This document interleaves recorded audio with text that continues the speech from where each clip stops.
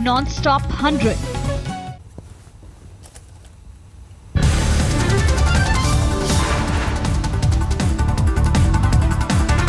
Melbourne में त्रिकोणीय one day series के अपने पहले मैच में टीम इंडिया ने ऑस्ट्रेलिया के खिलाफ बनाए 267 रन। धोनी ने टॉस जीतकर पहले बल्लेबाजी का किया फैसला। रोहित शर्मा ने जमाई शानदार सेंचुरी, 139 गेंदों पर 138 रन बना डाले। अपनी पारी में रोहित ने जमाए 4 छक्के, इनिंग में 9 चौके भी शामिल। रैना ने भी खेली अच्छी पारी, बनाए 51 रन। रोहित शर्मा और रैना के बीच 126 रनों की हुई साझेदारी। ऑस्ट्रेलिया की ओर से मिशेल स्टार्क सबसे सफल गेंदबाज रहे, 43 रन देकर 6 विकेट लिए।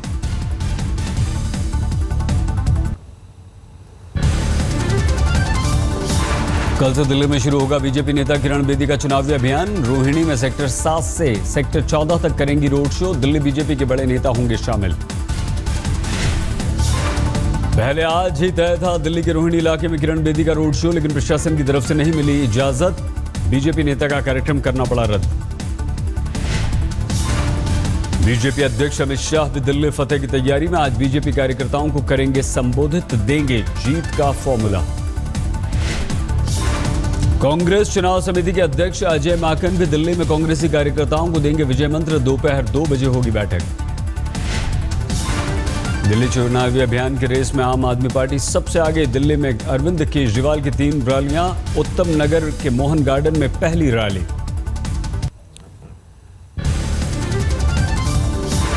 केजरीवाल के खिलाफ चुनाव लड़ने को तैयार किरण बेदी। कहा, जहां से पार्टी कहेगी वहां से लड़ने को तैयार। बेदी ने कहा, नई दिल्ली में रह चुकी हूं डीसीपी, मुझे वहां चुनाव लड़ने में कोई परेशानी नहीं। अगर जिस तरीके की स्टेबल गवर्नमेंट की अपेक्षा है कि बीजेपी का आने की, और स्ट्रॉन्ग और स्टेबल गवर्नमेंट, ये हमने जरूर शेयरिंग की है। मिशन 60 को पूरा करने के लिए बीजेपी का एक्शन प्लान तैयार। कल से किरण बेदी करेंगी रोड शो। किरण बेदी सभी 70 विधानसभा सीटों का करेंगी दौरा। रोजाना 5-6 जनसभाएं करने का है कार्यक्रम।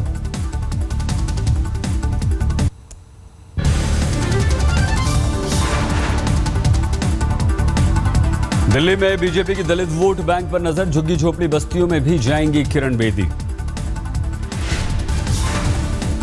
शनिवार को किरण बेदी ने एमसीडी के मेयरों से की मुलाकात। पार्टी की जमीनी हकीकत के लिए जानकारी। किरण बेदी ने बीजेपी पार्षदों के साथ घर पर की बैठक। दिल्ली में कमल खिलाने के लिए सभी को पूरी मेहनत से जुट जाने को कहा। और स्वच्छ अभियान में लगे हुए हैं। कल जो प्रधानमंत्री जी का आह्वान कितनी हफ्ते से है, उस अभियान को कैसे चला रहे हैं, और भी स्टूडेंट्स को और इन्वॉल्व कैसे कर सकते हैं, और आइडियाज एक दूसरे में बांटे। किरण बेदी ने कहा, हमारी प्राथमिकता में महिला सुरक्षा, रोड सेफ्टी से लेकर हर एक जरूरी मुद्दा।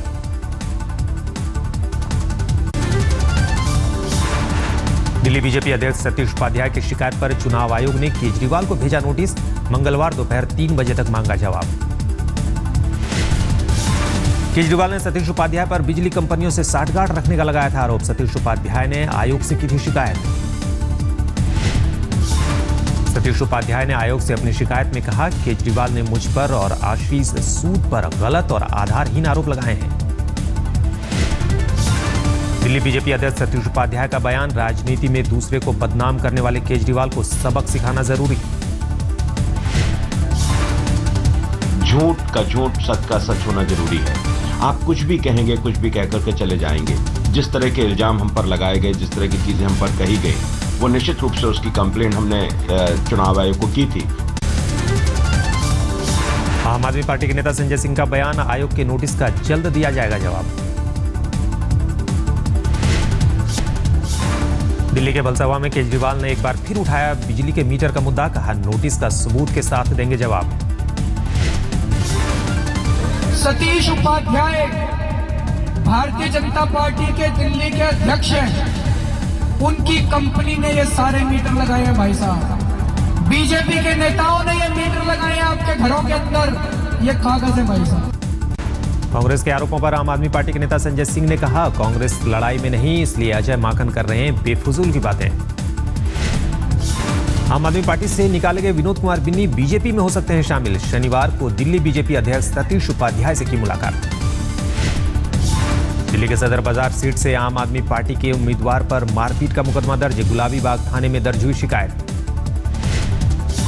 आम आदमी पार्टी के उम्मीदवार और पूर्व विधायक सोमदत्त शर्मा पर अपने समर्थकों के साथ आरडब्ल्यूए के सचिव से मारपीट का आरोप। सोमदत्त की गिरफ्तारी की मांग।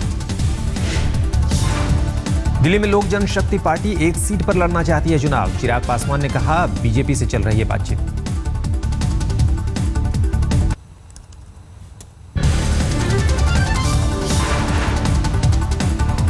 दिल्ली में पहले जस्टिस वर्मा मेमोरियल व्याख्यान में मीडिया की भूमिका पर सूचना एवं प्रसारण मंत्री अरुण जेटली का संबोधन। कहा, पिछले 2 दशकों में मीडिया में आया सबसे ज्यादा बदलाव। सूचना एवं प्रसारण मंत्री अरुण जेटली ने सोशल मीडिया की भूमिका पर भी दिया जोर। बोले, टीवी से पहले खबरें मिलती हैं सोशल मीडिया पर। Disturb my busy schedule in the morning with newspapers. Just before I go to sleep after dinner, I've started reading my evening newspapers. And those are exactly the newspapers which I have to otherwise read in the morning. आम आदमी सेना ने आज अन्ना आंदोलन और जन लोकपाल के मुद्दे पर सभी पार्टियों की चुप्पी के खिलाफ जमकर किया प्रदर्शन। आम आदमी सेना ने अन्ना, किरण बेदी और केजरीवाल का फूंका पुतला। आम आदमी सेना की दलील, अन्ना और सहयोगियों ने लोगों को किया है गुमराह।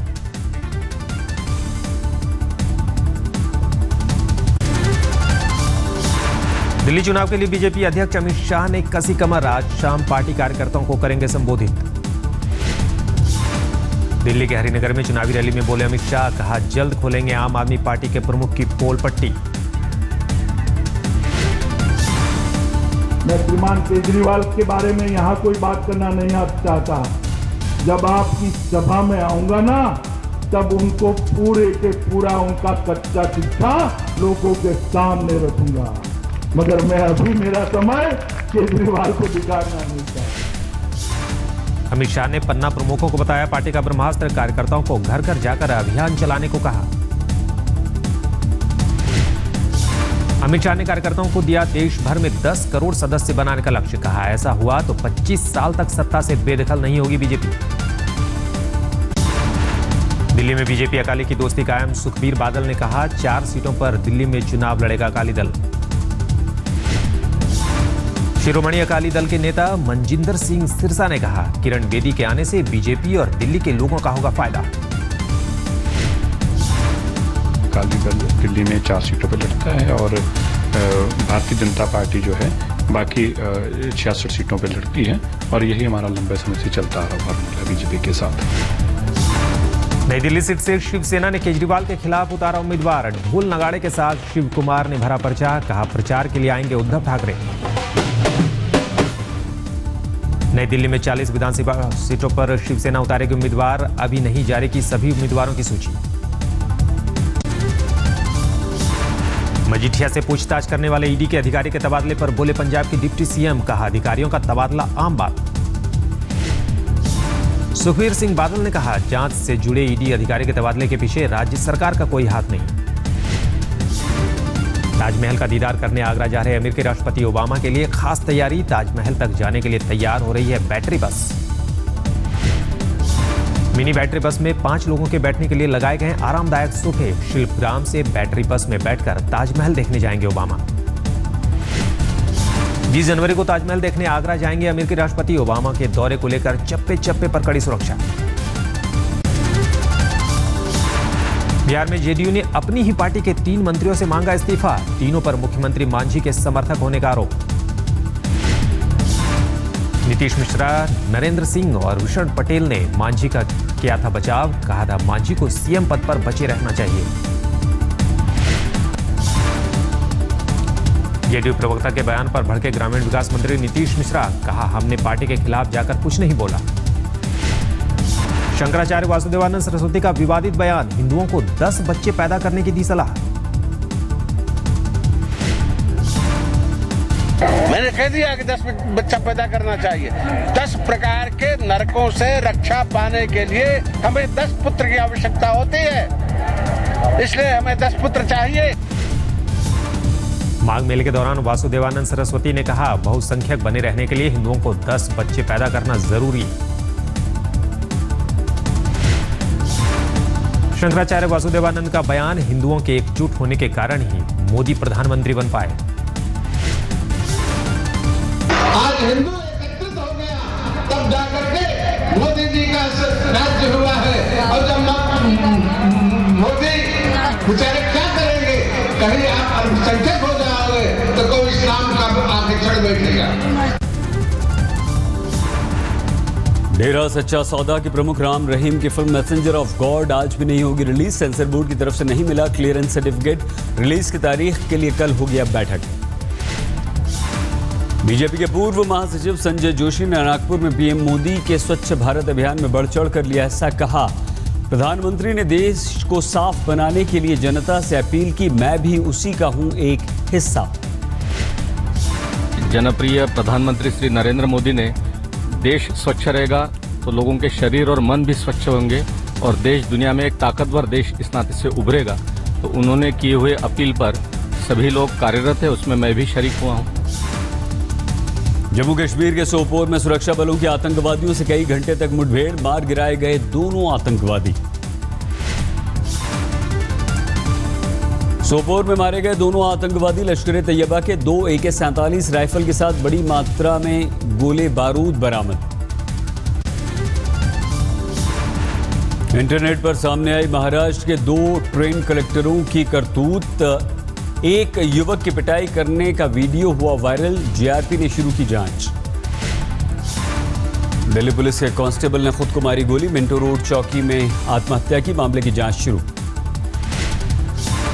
दिल्ली में चुनावी सरगर्मी बढ़ने के साथ ही शराब की तस्करी में भी बढ़ोतरी। नरेला इलाके में पुलिस ने एक गाड़ी से पकड़ी 68 पेटियां।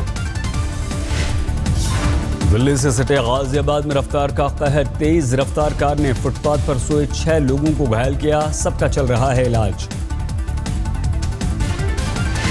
यूपी में बिगड़ती कानून व्यवस्था का फिर से सामने आया सबूत। मथुरा में इलाज के लिए ले जाए जा रहे कैदी को अपराधियों ने गोली से भूना, पुलिस की मौजूदगी में वारदात। पहले जेल के अंदर हो चुका है गैंग वॉर। मुंबई में मैराथन के दौरान लोगों में दिखा जोश। बॉलीवुड अभिनेता जॉन अब्राहम ने मैराथन को दिखाई हरी झंडी।